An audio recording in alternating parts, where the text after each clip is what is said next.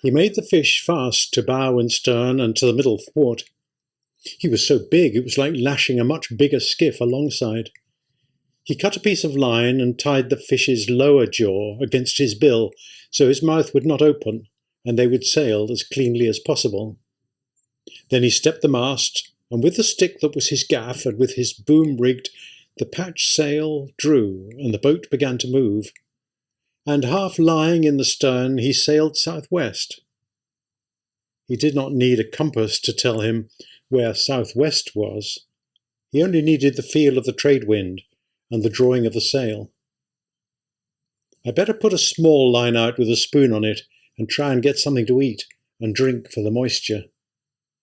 But he could not find a spoon, and his sardines were rotten, so he hooked a patch of yellow gulf weed with the gaff as they passed, and shook it so that the small shrimps that were in it fell onto the planking of the skiff. There were more than a dozen of them, and they jumped and kicked like sand fleas. The old man pinched their heads off with his thumb and forefinger, and ate them, chewing up the shells and the tails. They were very tiny, but he knew they were nourishing, and they tasted good. The old man still had 2 drinks of water in the bottle, and he used half of one after he'd eaten the shrimps. The skiff was sailing well, considering the handicaps, and he steered with the tiller under his arm. He could see the fish, and he had only to look at his hands and feel his back against the stern to know that this had truly happened and was not a dream. At one time, when he was feeling so badly toward the end, he had thought perhaps it was a dream. Then when he'd seen the fish come out of the water and hang motionless in the sky before he fell, he was sure there was some great strangeness, and he could not believe it. Then he could not see well, although now he saw as well as ever. Now he knew there was a fish, and his hands and back were no dream. The hands cure quickly, he thought. I bled them clean, and the salt water will heal them. The dark water of the true gulf is the greatest healer that there is. All I must do is keep the head clear. The hands have done their work, and we sail well. With his mouth shut and his tail straight up and down, we sail like brothers.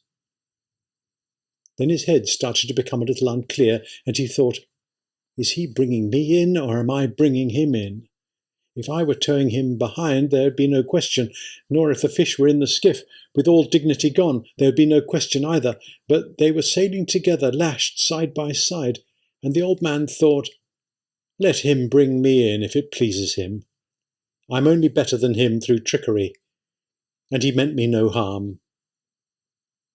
They sailed well, and the old man soaked his hands in the salt water and tried to keep his head clear. There were high cumulus clouds and enough cirrus above them so that the old man knew the breeze would last all night. The old man looked at the fish constantly to make sure it was true. It was an hour before the first shark hit him. The shark was not an accident. He'd come up from deep down in the water as the dark cloud of blood had settled and dispersed in the mile-deep sea. He had come up so fast and absolutely without caution that he broke the surface of the blue water and was in the sun. Then he fell back into the sea and picked up the scent and started swimming on the course the skiff and the fish had taken. Sometimes he lost the scent, but he would pick it up again, or have just a trace of it, and he swam fast and hard on the course. He was a very big make shark, built to swim as fast as the fastest fish in the sea, and everything about him was beautiful except his jaws. His back was as blue as a swordfish's, and his belly was silver, and his hide was smooth and handsome. He was built as a swordfish except for his huge jaws, which were tight shut now as he swam fast just under the surface, with his high dorsal fin knifing through the water without wavering. Inside the closed double lip of his jaws, all of his 8 rows of teeth were slanted inwards. They were not the ordinary pyramid-shaped teeth of most sharks. They were shaped like a man's fingers when they are crisped like claws. They were nearly as long as the fingers of the old man, and they had razor-sharp cutting edges on both sides. This was a fish built to feed on all the fishes in the sea, that were so fast and strong and well armed that they had no other enemy. Now he speeded up as he smelled the fresher scent, and his blue dorsal fin cut the water. When the old man saw him coming, he knew that this was a shark that had no fear at all and would do exactly what he wished. He prepared the harpoon and made the rope fast while he watched the shark come on. The rope was short, as it lacked what he had cut away to lash the fish. The old man's head was clear and good now, and he was full of resolution, but he had little hope. It was too good to last, he thought. He took one look at the great fish as he watched the shark close in. It might as well have been a dream, he thought. I cannot keep him from hitting me, but maybe I can get him. Dentuso, he thought. Bad luck on your mother. The shark closed fast astern, and when he hit the fish, the old man saw his mouth open and his strange eyes and the clicking chop of the teeth as he drove forward in the meat just above the tail. The shark's head was out of water and his back was coming out, and the old man could hear the noise of skin and flesh ripping on the big fish when he rammed the harpoon down onto the shark's head at a spot where the line between his eyes intersected with the line that ran straight back from his nose. There were no such lines. There was only the heavy, sharp blue head and the big eyes and the clicking, thrusting, all-swallowing jaws. But that was the location of the brain, and the old man hit it.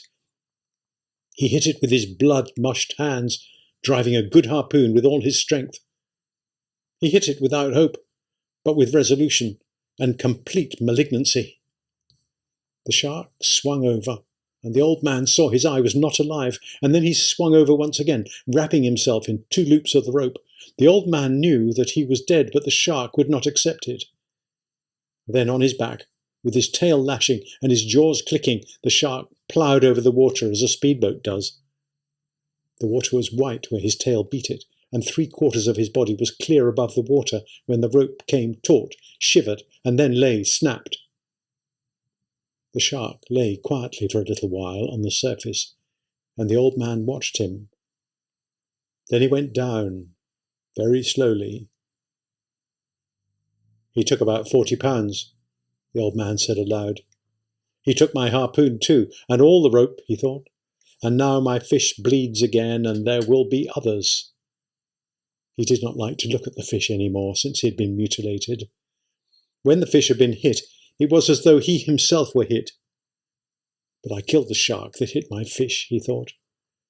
And he was the biggest dentuso that I have ever seen, and God knows that I have seen big ones. It was too good to last, he thought. I wish it had been a dream now, and that I had never hooked the fish and was alone in bed on the newspapers. But man is not made for defeat, he said. A man can be destroyed but not defeated. I'm sorry that I killed the fish, though, he thought. Now the bad time is coming, and I do not even have the harpoon. The dentuso is cruel and able and strong and intelligent, but I was more intelligent than he was. Perhaps not, he thought. Perhaps I was only better armed. Don't think, old man, he said aloud. Sail on this course and take it when it comes. But I must think, he thought, because it is all I have left, that and baseball. I wonder how the great DiMaggio would have liked the way I hit him in the brain. It was no great thing, he thought. Any man could do it. But do you think my hands were as great a handicap as the bone spurs? I cannot know. I never had anything wrong with my heel except the time the stingray stung it when I stepped on him when swimming and paralysed the lower leg. Made the unbearable pain. Think about something cheerful, old man, he said. Every minute now you're closer to home. You sail lighter for the loss of 40 pounds. He knew quite well the pattern of what could happen when he reached the inner part of the current. But there was nothing to be done now. Yes, there is, he said aloud. I can lash my knife to the butt of one of the oars. So he did that, with the tiller under his arm and the sheet of the sail under his foot. Now, he said, I am still an old man, but I'm not unarmed. The breeze was fresh now, and he sailed on well. He watched only the forward part of the fish, and some of his hope returned. It was silly not to hope, he thought. Besides, I believe it is a sin. Do not think about sin, he thought. There are enough problems now without sin. Also, I have no understanding of it. I have no understanding of it, and I'm not sure that I believe in it. Perhaps it was a sin to kill the fish. I suppose it was, even though I did it to keep me alive and feed many people. But then everything is a sin. Do not think about sin. It is much too late for that, and there are people who are paid to do it. Let them think about it. You were born to be a fisherman, as the fish was born to be a fish. San Pedro was a fisherman, as was the father of the great DiMaggio, but he liked to think about all the things that he was involved in. Since there was nothing to read and he did not have a radio, he thought much, and he kept on thinking about sin. You did not kill the fish only to keep alive and to sell for food, he thought. You killed him for pride, and because you are a fisherman. You loved him when he was alive, and you loved him after. If you love him, it is not a sin to kill him, or is it more? You think too much, old man, he said aloud. But you enjoyed killing the dentuso, he thought. He lives on the live fish as you do. He is not a scavenger, not just a moving appetite as some sharks are. He is beautiful and noble and knows no fear of anything.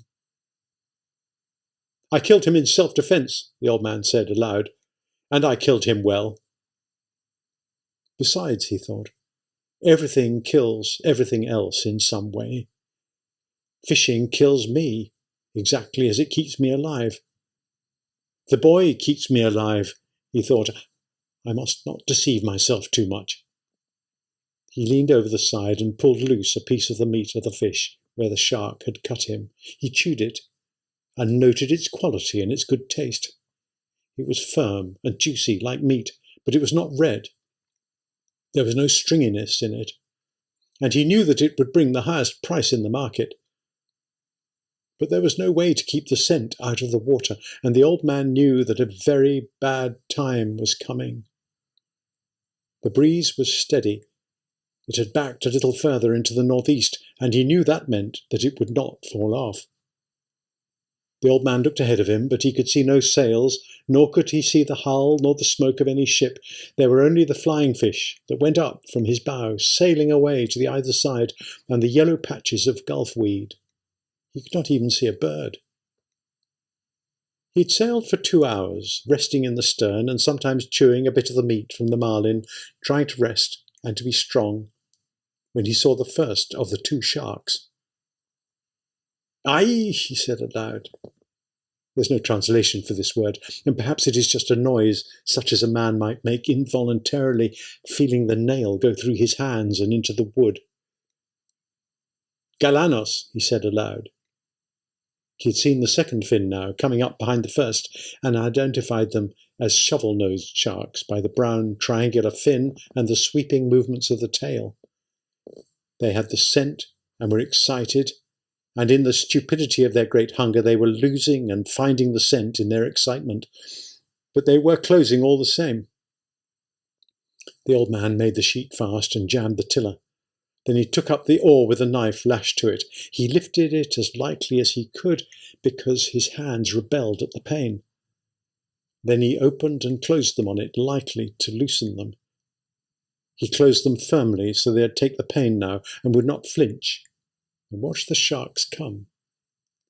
He could see their wide, flattened, shovel-pointed heads now, and their white-tipped, wide pectoral fins. They were hateful sharks, bad-smelling, scavengers as well as killers, and when they were hungry they would bite at an oar or the rudder of a boat. It was these sharks that would cut the turtles' legs and flippers off when the turtles were asleep on the surface, and they would hit a man in the water if they were hungry, even if the man had no smell of fish blood nor of fish slime on him. "Aye," the old man said. "Galanos. Come on, Galanos." They came. But they did not come as the mako had come. One turned and went out of sight under the skiff, and the old man could feel the skiff shake as he jerked and pulled on the fish. The other watched the old man with his slitted yellow eyes, and then came in fast with his half-circle of jaws wide to hit the fish where he had already been bitten. The line showed clearly on the top of his brown head and back where the brain joined the spinal cord, and the old man drove the knife on the oar into the juncture, withdrew it, drove it in again into the shark's yellow cat-like eyes. The shark let go of the fish and slid down, swallowing what he had taken as he died. The skiff was still shaking with the destruction of the other shark it was doing to the fish, and the old man let go the sheet so that the skiff would swing broadside and bring the shark out from under. When he saw the shark, he leaned over the side and punched at him. He'd only meat, and the hide was set hard, and he barely got the knife in. The blow hurt not only his hands, but his shoulder too, but the shark came up fast with his head out, and the old man hit him squarely in the centre of his flat-topped head as his nose came out of the water and lay against the fish. The old man withdrew the blade and punched the shark exactly in the same spot again. He still hung to the fish with his jaws hooked, and the old man stabbed him in his left eye. The shark still hung there. "No," the old man said, and he drove the blade between the vertebrae and the brain. It was an easy shot now, and he felt the cartilage sever. The old man reversed the oar and put the blade between the shark's jaws to open them. He twisted the blade, and as the shark slid loose, he said, "Go on, Galano, slide down a mile deep, go see your friend, or maybe it's your mother." The old man wiped the blade of his knife and laid down the oar. Then he found the sheet and the sail filled, and he brought the skiff onto her course. "They must have taken a quarter of him, and of the best meat," he said aloud. "I wish it were a dream, and that I had never hooked him. I'm sorry about it, fish. It makes everything wrong." He stopped and did not want to look at the fish now. Drained of blood and awash, he looked the colour of the silver backing of a mirror, and his stripes still showed. "I shouldn't have gone out so far, fish," he said. "Neither for you nor for me. I'm sorry, fish."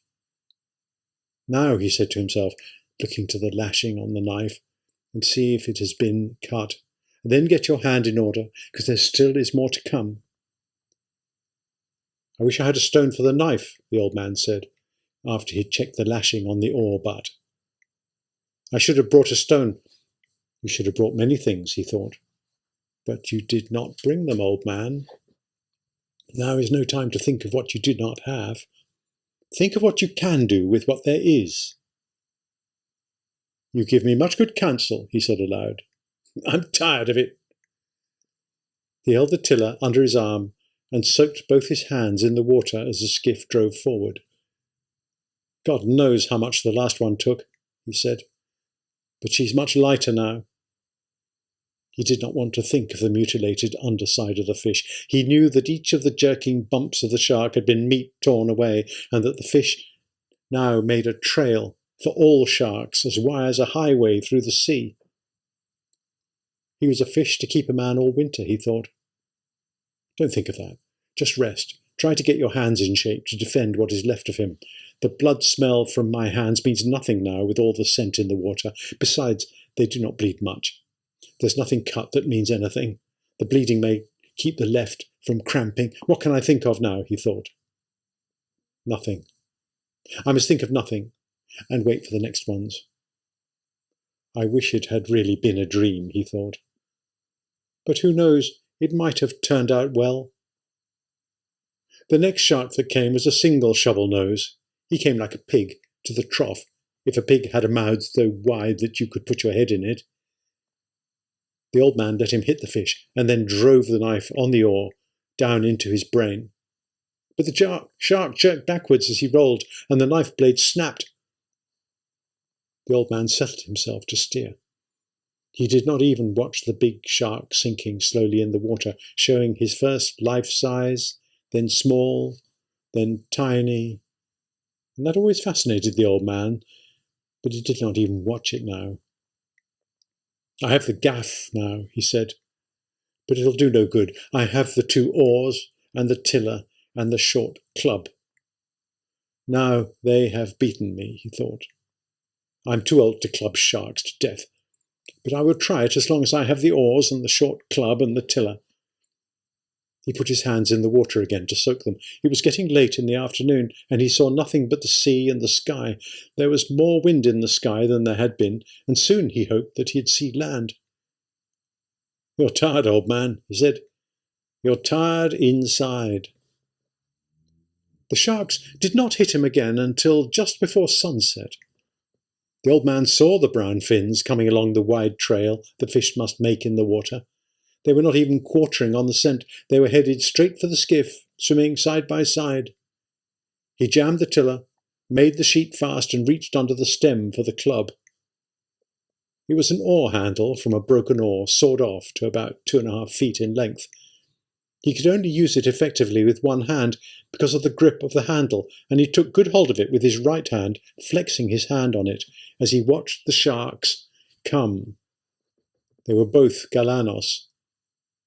I must let the first one get a good hold and hit him on the point of the nose or straight across the top of his head, he thought. The two sharks closed together, and as he saw the one nearest him open his jaws and sink them into the silver side of the fish, he raised the club high and brought it down heavy and slamming onto the top of the shark's broad head. He felt the rubbery solidity as the club came down, but he felt the rigidity of bone too, and he struck the shark once more hard across the point of the nose as he slid down from the fish. The other shark had been in and out, and now came in again with his jaws wide. The old man could see pieces of the meat from the fish spilling white from the corner of his jaws as he bumped the fish and closed his jaws. He swung at him and hit only the head, and the shark looked at him and wrenched the meat loose. The old man swung the club down on him again as he slipped away to swallow and hit only the heavy, solid rubberiness. "Come on, Galano," the old man said. "Come in again." The shark came in a rush, and the old man hit him as he shut his jaws. He hit him solidly, and from as high up as he could raise the club.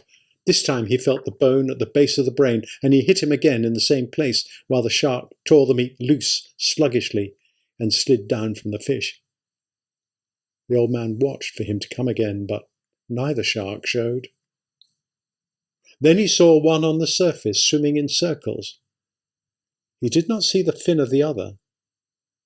"I could not expect to kill them," he thought. "I could have in my time, but I have hurt them both badly, and neither one can feel very good. If I could have used a bat with 2 hands, I could have killed the first one, surely. Even now," he thought. He did not want to look at the fish. He knew that half of him had been destroyed. The sun had gone down while he had been in the fight with the sharks. "It'll be dark soon," he said. "Then I should see the glow of Havana. If I'm too far to the eastward, I'll see the lights of one of the new beaches." "I cannot be too far out now," he thought. "I hope no one has been too worried. There's only the boy to worry, of course. But I'm sure he would have confidence. Many of the older fishermen will worry. And many others too," he thought. "I live in a good town." He could not talk to the fish any more because the fish had been ruined too badly. Then something came into his head. "Half fish," he said. "Fish that you were. I'm sorry I went out too far. I ruined us both, but we've killed many sharks, you and I, and ruined many others. How many did you ever kill, old fish? You do not have that spear on your head for nothing." He liked to think of the fish, and what he could do to a shark if he were swimming free. "I should have chopped the bill off to fight them with," he thought. But there was no hatchet, and then there was no knife. But if I had, I could have lashed it to an oar butt. What a weapon! Then we might have fought them together. What will you do now if they come in the night? What can you do? "Fight them," he said. "I'll fight them until I die." But in the dark now, and no glow showing and no lights, and only the wind and the steady pull of the sail, he felt that perhaps he was already dead. He put his 2 hands together and felt the palms. They were not dead, and he could bring the pain of life by simply opening and closing them. He leaned his back against the stern and knew he was not dead. His shoulders told him. "I have all those prayers I promised if I caught the fish," he thought, "but I'm too tired to say them now. I better get the sack and put it over my shoulders." He lay in the stern and steered and watched for the glow to come in the sky. I have half of him, he thought. Maybe I'll have the luck to bring the forward half in. I should have some luck. No, he said, you violated your luck when you went too far outside. Now don't be silly, he said aloud, and keep awake and steer. You may have much luck yet. I'd like to buy some if there's any place they sell it, he said. What could I buy it with? He asked himself. Could I buy it with a lost harpoon and a broken knife and 2 bad hands? You might, he said. You tried to buy it with 84 days at sea. They nearly sold it to you, too. I must not think nonsense, he thought. Luck is a thing that comes in many forms, and who can recognise her? I would take some, though, in any form, and pay what they asked. I wish I could see the glow from the lights, he thought. I wish too many things. But that is the thing I wish for now. He tried to settle more comfortably to steer, and from his pain he knew he was not dead. He saw the reflected glare of the lights of the city at what must have been around 10 o'clock at night. They were only perceptible at first, as the light is in the sky before the moon rises. Then they were steady to see across the ocean, which was rough now with the increasing breeze. He steered inside of the glow, and he thought that now, soon, he must hit the edge of the stream. Now it is over, he thought. They will probably hit me again. But what can a man do against them in the dark without a weapon? He was stiff and sore now, and his wounds and all of the strained parts of his body hurt with the cold of the night. I hope I do not have to fight again, he thought. I hope so much I do not have to fight again.